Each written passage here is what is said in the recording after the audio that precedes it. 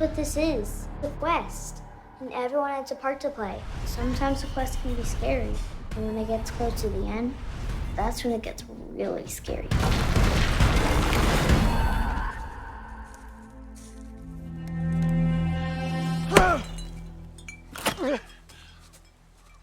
Stop! You can't do that. It's important. Why won't you help us? Because I tried. With Christopher. I think you need to learn for yourselves. It's the only way you'll understand. What is up, everybody? Jeremy Eisenfire here, and welcome to the channel. With Season 3 of From coming to a close, they have certainly given us quite a bit to chew on while we wait for Season 4. And not only do we get some really big revelations in Season 3, some of which we have been waiting all the way back since Season 1 to learn, but they've also proceeded to kick the door open for a ton of new questions to be asked going forward as well. And as tragic as Season 3 was, with us losing some of our most beloved characters in the end, I get the feeling that the darkest is still yet to come. And things are going to continue to get a whole lot worse before they get better. And if From is truly planning on only doing 5 seasons in total, then we are certainly heading for the beginning of the end with Season 4. And unfortunately for our survivors in Fromville, they are getting ready to face their darkest hour yet. While Season 3 of From certainly had its ups and downs, losing the likes of Tian Chen and Jim are certainly the events that left their mark. But with them facing what I believe is going to be their toughest challenge to date in Season 4, up against the Man in Yellow with the added return of Smiley, I think the deaths of Tian Chen and Jim are going to pale in comparison to all of the major characters we are going to say goodbye to in Season 4. Which, if nothing else, is making Ethan's prophetic statement he made at the beginning of Season 1 look more true now than ever before. That's what this is. The quest.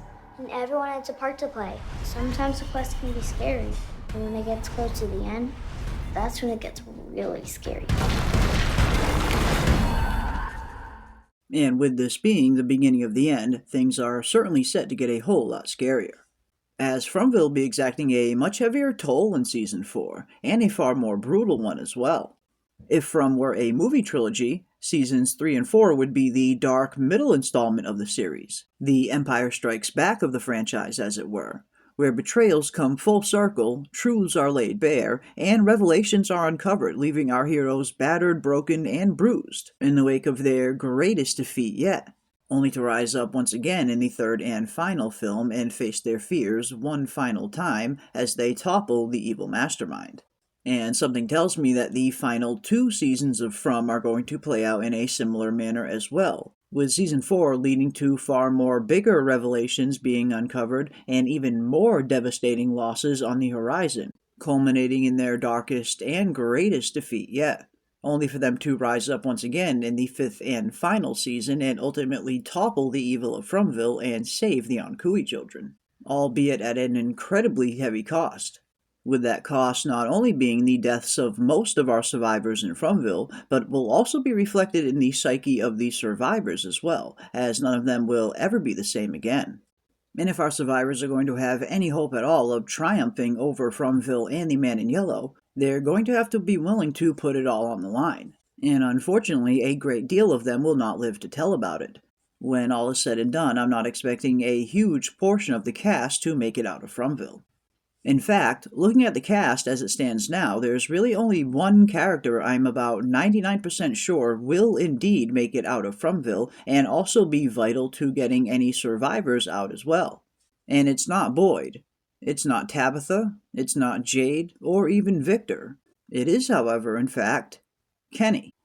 When I look at some of the survivors that I think are 100% going to make it out, Kenny is the first that comes to mind. Now, if you would have asked me if Season 1 or even Season 2 Kenny would have been in this position, I probably would have said no. But Season 3 Kenny is a different matter entirely. He not only has grown and evolved quite a lot as a character this season, but seeing the devastating loss that he has suffered and how it did not break him but only appeared to make him stronger is only making him that much better of a candidate to one day take over for Boyd.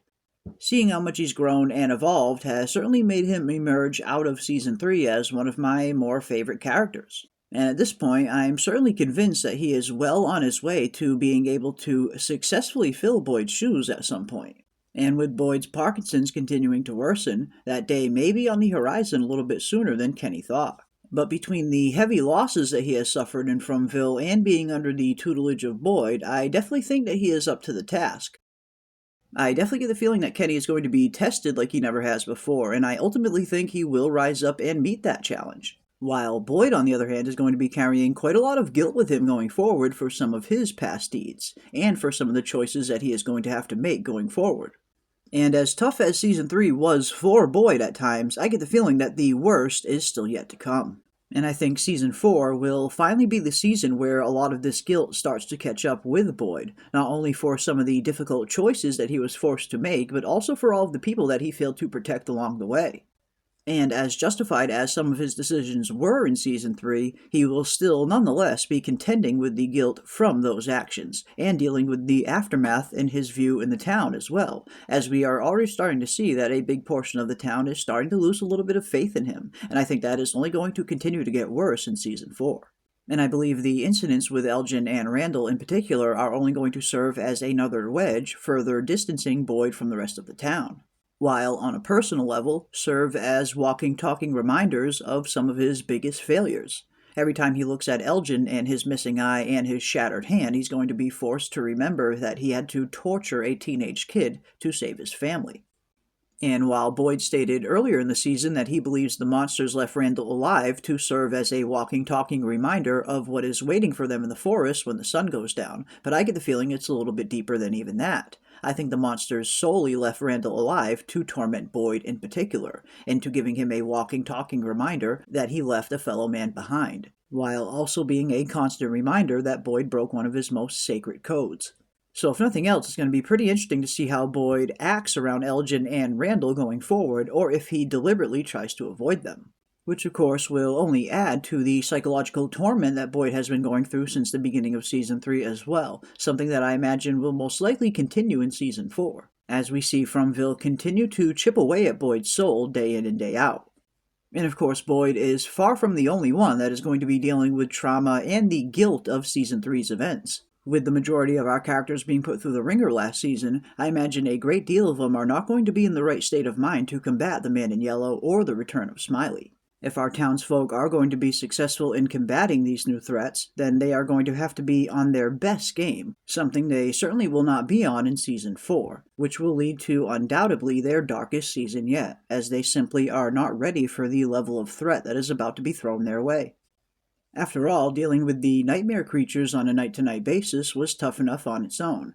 But now with the Man in Yellow entering the fray himself, it looks like they are severely outmatched. Unless, of course, they start getting a little bit more help on their side.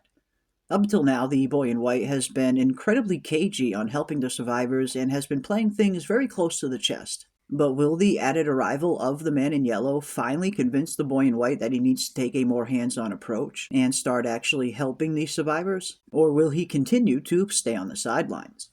After all, we do know the Boy in White was a little bit more direct in his help in previous cycles, as he told Christopher everything that he needed to do, yet unfortunately Christopher seemed to reject it for some reason, which may have even been the catalyst that led to that entire cycle getting massacred in the first place. But if the Boy in White should recognize anything, it's that the current cycle is clearly in a much better position than any of the previous ones. Almost as if this cycle has finally assembled all of the correct pieces in all of the correct places to actually put an end to this. But even with having all of the correct pieces on the board, one still needs to maneuver them into the right place, which could prove to be a tall task considering everything the Man in Yellow will likely be throwing at them. Now that he's elected to get his hands dirty himself, there's really no telling the extent of his powers and what he'll be capable of. But one thing we can rest assured of is he will certainly be dealing untold damage to our survivors in the upcoming 4th season. Not only in the physical sense of the word, but also in the psychological sense as well, with a good deal of our favorite characters unfortunately not making it out of Season 4 at all. And now that the Man in Yellow has arrived in the flesh, he is going to have to establish what kind of a threat he is very early on, And if one of his main goals is to stop Boyd, Jade, Tabitha, and the rest of the town from completing their mission and saving the Onkui children, then he is going to have to be very ruthless right off the bat, which of course will lead to even more casualties. But in the midst of all of the darkness that we're going to see in Season 4, there is a tiny bit of hope as well. If the man in yellow is entering the fight himself now, then that just might mean that this generation of people might have everything they need to truly stop these cycles, and could have the man in yellow a little bit afraid deep down. The closer that Jade, Tabitha, and company come to eventually solving these riddles and breaking these cycles, the more dangerous the man in yellow is going to become. After all, a wounded animal is never more dangerous than when backed in a corner. And while I do believe our survivors will ultimately triumph over the man in yellow in Season 5, Season 4 is going to belong to him.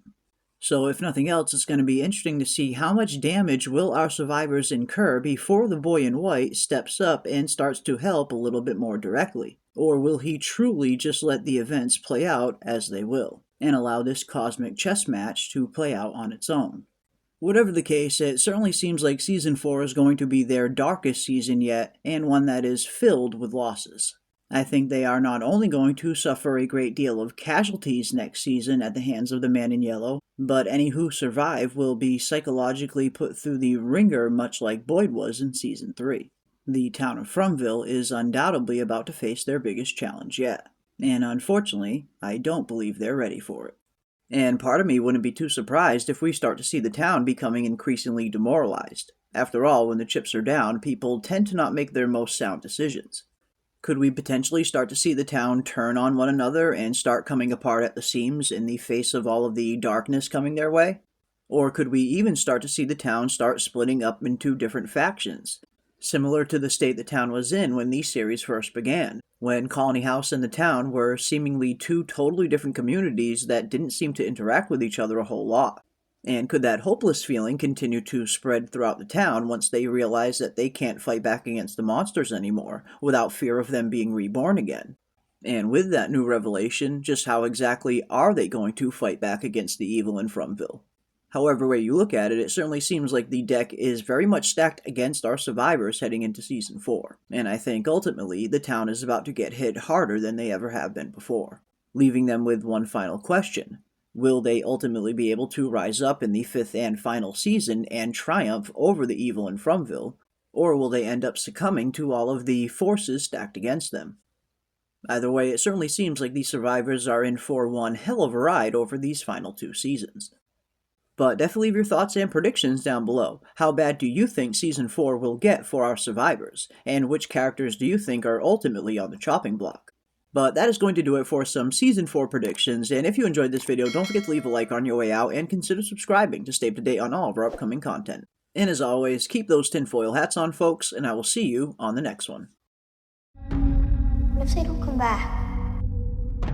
What if that was our only chance to go home? What if I wasted the only opportunity we're gonna get? What if I'm lost and no one ever finds me?